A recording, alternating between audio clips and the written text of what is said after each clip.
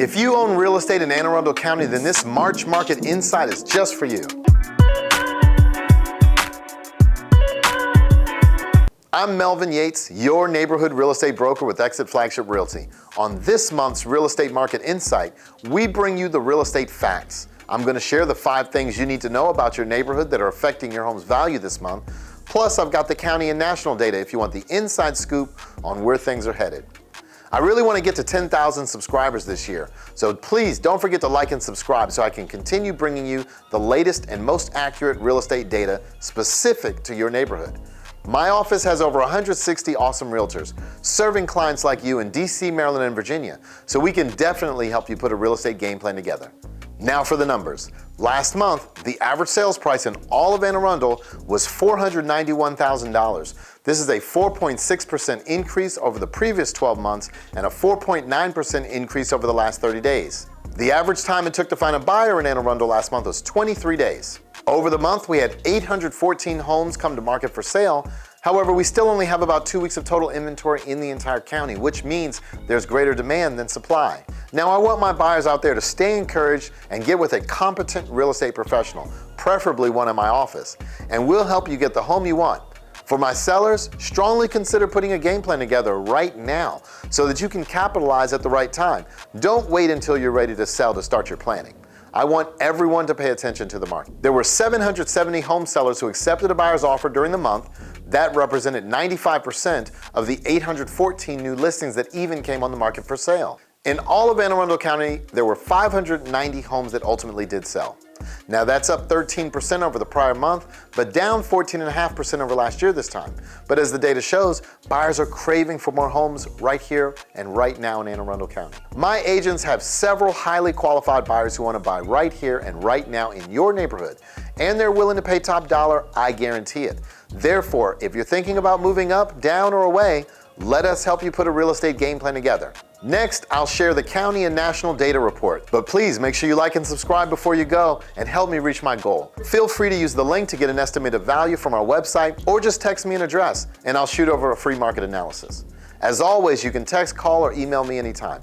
Thank you for trusting me as your source for accurate, local real estate information, and I'll continue to work at being the most educated advisor on real estate topics in DC, Maryland, and Virginia. Now for the national data. Let's talk about 3 of the most important topics in the housing market. We're going to go over home prices and answer the questions, are home prices accelerating? We're going to talk about supply and demand and how that's impacting home prices appreciation right now. And then we're going to go over net worth as we talk about some of the long-term financial benefits of owning a home. This month marks the 2-year anniversary of the worldwide pandemic, which fundamentally changed everything in our lives, including real estate. One of the biggest changes in real estate is home price appreciation. So let's reflect on what happened over the past couple of years. In 2020, CoreLogic said that we had 6% home price appreciation throughout the year. And that's pretty significant. If you think about prior to the pandemic, a more normal year of home price appreciation was about 3.8%. So 6% is really significant. And we all saw that continue to unfold into 2021 as we saw home price appreciation that was more than double that. And that really significant home price appreciation was largely due to supply and demand. More buyers in the market than we've had homes available. And let's go over this and what it means going forward as we look at the home price forecast as well. So the answer to the questions, are home prices still accelerating, is a yes. And we can look at this graph and see percent year-over-year price increase by month going all the way back to January 2021. So if we look over on the left-hand side in January 21, we saw 10% home price appreciation. So year over year from January of 2020 to January of 2021, home prices increased by 10%. And then as you can see month over month, it really started to accelerate throughout the year. Now when we hit the summer, you see July, August, and so forth, it started to level out at about 18%. Very significant home price appreciation. But that's when we started having the conversation and we started hearing experts saying our home prices going to decelerate. Meaning continue to increase, but at a slower pace. The reality of it is that we saw that kind of 18% hold steady for a while, and then into December and January of this year, 2022, which we can see which is the latest data we have, the green bar is showing that home prices are starting to tick back up. And that's again a direct result of home buyer demand and supply, which is low. So buyers are really competing for homes, and that's causing home prices to tick up. Now, if we look back at this state by state basis, it shows changes in prices in the last year from FHFA. And this is really interesting because what we can see is that FHFA shows that the national average is 17.5% home price appreciation last year. Now, some states were higher, some states were lower, but we didn't have depreciation in any state. Home prices were rising throughout the country. Again, a direct result of supply and demand. So if we look at the past 5 years, the national average was 54.5% of home price appreciation. This is what we're starting to see year after year, is increasing home price appreciation. And that really exploded in 2021. Now, where this gets even more interesting is if we look back at the past 30 years. So changes in prices since 1991. If you go all the way back 30 years, national average is 258%. Home price appreciation, crazy, that's massive. So if you're wondering, is now a good time to buy? Should I buy a home? Am I buying at the top of the market? Is my home investment gonna be a valuable one? I don't know. If you could go back 30 years and buy a house in 1991, would you do it? I think looking at this data, the answer is pretty clear. But what's the next move going forward? What's going to happen throughout the rest of this year? We have to look at home price forecasts for 2022. This chart averages out what the experts are saying. We follow 7 key entities who forecast out home prices throughout the rest of the year. And when you average those together in the green bar, you can see they're projecting roughly 6.1% appreciation through the rest of the year. So CoreLogic is on the high end with 9.6, Zelman's on the low end right now with 3%. But the reality of it is, all of the experts are saying that home values are projected to continue increasing throughout the year. So I want to stop and talk about supply and demand because that's what determines, where home prices go. The next graph is a really good foundational element to start that conversation. And this is how the market impacts or inventory impacts home prices. So right now we are squarely in what you would call a seller's market. We've all heard this, we've all felt this. And that's what you can see over there in the blue bar. Essentially, it means more buyers in the market than homes available for sale. They're competing for homes, and that's driving prices up. That's the general law of supply and demand. Anytime there are more buyers for an item than there are people selling that item, prices will rise because people are willing to pay more for them. Now, a neutral market is where that kind of balances out. And a buyer's market is where there are more homes available than buyers interested in purchasing them. So that causes prices to decline. So we are in a seller's market today. And the question people want to know is, what does this mean from a listing perspective? When we look at the number of listings in the market, we've heard that inventory is historically low, but what does that really look like? So I'm going to show you right now new listings, and they're actually falling dramatically right now. This is a look at 2021 month by month. New listings coming to the market in thousands. And what you can see here over on the right-hand side, October, November, December, listings really starting to decline. So not as many listings coming to the market towards the end of the year. Now, this is pretty typical for the housing market because we generally see listings slow down slightly in the winter and then pick back up. And you can see they're definitely following that trend over the past year. So that brought us to this, historically low inventory levels. What I'll show you here is that active listings are also dropping again. And what we have again, October, November, December, active listings falling down towards the end of the year. And that means that homes are selling just as fast as they're coming to the market. So buyers are in high demand. There aren't enough homes on the market. They're not staying on the market long. They're not staying active as listings because they're going into pending and sold very quickly. So the reality is, anytime we start to see inventory low like this and prices start to rise, when people hear that prices are rising so significantly, as prices are so high and they're rising that significantly, they start to wonder about the housing market. And people remember what happened when the housing market crashed. They remember prices skyrocketing and then they worry about the housing bubble. And the data today that I'm showing from Realtor.com, it shows that the percentage of people worried about a housing bubble still exists, a very large percentage. Now, this is the perception of people who say they believe there is a housing bubble where they live. And so among consumers surveyed, 77% feel like there's a housing bubble in their market. That's 3 out of every 4 people basically feel like there's a bubble that's about to burst. Now, if you've been following along with us, that we've shown you data month after month after month after month after month, and we're not headed for a housing bubble. So I'm going to walk you through some slides in a moment that are going to help. This next slide shows inventory of homes today is nothing like the last time. So this is month supply of existing homes for sale in December of each year. Now you can see on the left side the 4 years of the housing crash, and on the right side the past 4 years. So let me break this down for you.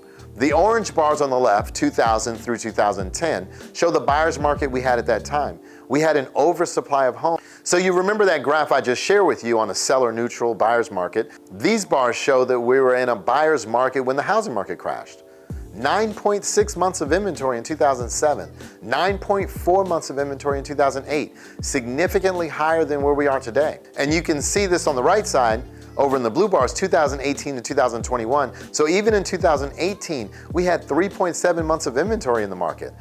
There was a significantly higher than where we are today, kind of a record low, if you'll say. And that was low. 3.7 months of inventory was low going into the pandemic. And then look at 2020 and 2021. Simply not enough homes to go around. So when there aren't enough homes on the market, that's what drives prices up. But it is a significantly different market than we had in the housing crash. Now let's look at buyer demand. We hit a record high, a 15-year record of existing home sales in 2021. So this is the number of existing home sales from 2019 to 2020 and 2021. You can see 2019 was 5.4 million sales. We broke that record in 2020 at 5.6 million. And in 2021, just crushed it with 6.1 million homes sold in this country. So what does that say? That says buyers are out there. They're looking for homes, they're purchasing homes, and they're actively in the process. So we have high buyer demand, we have low inventory, significantly different fundamentally than we were when the housing market was and when the bubble burst. And the truth is that people who are purchasing these homes can't afford them this time. And I say that because I want to share this data here that shows credit scores are nothing like the last time either. This is the volume of loans in the billions with credit scores less than 620. So take a look at those orange bars, 2003 to 2007. Significantly more loans issued to buyers who had a credit score less than 620. So 2008 to 2021, you can see that those lending standards have gotten much tighter, meaning that buyers are essentially showing the credentials that they'll be able to afford their home. And that's what's leading to the loan opportunities. So very, very different lending standards are creating a landscape that's nothing like the last time. Credit scores are definitely tighter this time around. And you know, if you're worried also about any other fundamentals of the market, let's think about equity for a second. Homeowners have significantly more equity today, so they're in a much better financial position as homeowners in this process. And if you're worried about a foreclosure crisis, I encourage you to go back and look at the data from my last month's market report on the forbearance and foreclosures update that I gave, because the data simply shows that we're not headed for a foreclosure crisis. We won't see a wave of inventory coming to the market that's going to significantly tip the scales into a buyer's market. There just aren't enough homes going into foreclosure.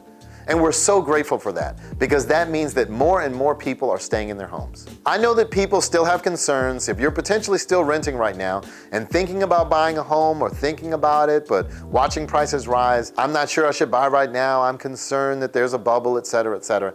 Let's talk about net worth, which is the real game changer. The data that I'm about to show you really paints a very strong picture for homeowners or potential homeowners when they're thinking about long-term financial benefits of owning a home. There's the stability, the security, and the emotional, American dream homeownership thing that's very important. But as this quote says, with inventory at an all-time low, buyers are still having a difficult time finding a home. So as you know, and as they're feeling like, I'm not sure that I want to stay in this game because it's a tough road right now and prices are rising and I'm having a hard time finding a home, I want to share with those who could be potentially buying right now is the net worth of a homeowner versus a renter. And this is the data from last year, 2021, latest from NAR, National Association of Realtors. It shows that the average net worth of a homeowner today is $300,000. The average net worth of a renter today is $8,000. Think about that for a second. $300,000, $8,000. So if we're talking about building that financial future and really thinking towards that long-term goal of home ownership, and we look at the data, the history that shows how much homes have appreciated over the last 5 to 30 years even, that's a huge differentiator of net worth, especially for those that are renting and they're thinking, I could buy right now, but I'm gonna wait. I'm gonna see if prices fall. I'm gonna see if mortgage rates drop. We know that the opposite is happening right now, and we're not in an environment where that's projected to happen. So buying now and getting that net worth journey started towards homeownership is such a game changer for the future. Check out this slide. It says the net worth of a typical homeowner is about 40 times the net worth of a renter. 40 times. That is huge. So the numbers don't lie. Now, I know everyone purchased a home at different times for different reasons. They're financially, emotionally ready at different moments, and that's okay. But I want to share this data so you can make the most powerful and confident decisions, and that's what's important. So I want to end this section with a quote from the National Association of Realtors. It says, "While the booming housing market contributed significantly to the recovery of the U.S. economy, research has consistently shown that homeownership is also associated with multiple economic and social benefits to the individual homeowners." Homeownership has always been an important way to build wealth, and I think this data shows this loud and clear. That 40 times greater net worth, that's a game changer. So when we look at the big picture and we say home prices are rising, they're still accelerating, they're projected to continue rising, and that is a direct reflection of supply and demand. You know, we also know that people have concerns about a housing bubble. But when we look at the data, look at the fundamentals of this market, we're simply not there. And when we think about the concerns that potential buyers may have as they look at all this data, and oh, by the way, don't forget the net worth component that really drives your financial future, 40 times greater for homeowners versus a renter. So I hope these visuals, these quotes, these graphs, everything, I'm helping you today. Hopefully I've helped those who are worried about a housing bubble. The data just simply doesn't support it. I hope you enjoyed this county and national real estate market insight. Please like and subscribe if you haven't already. Feel free to use the link to get an estimate of value from our website, or just text me an address and I'll shoot over a free market analysis. Thank you for watching, and we'll talk soon.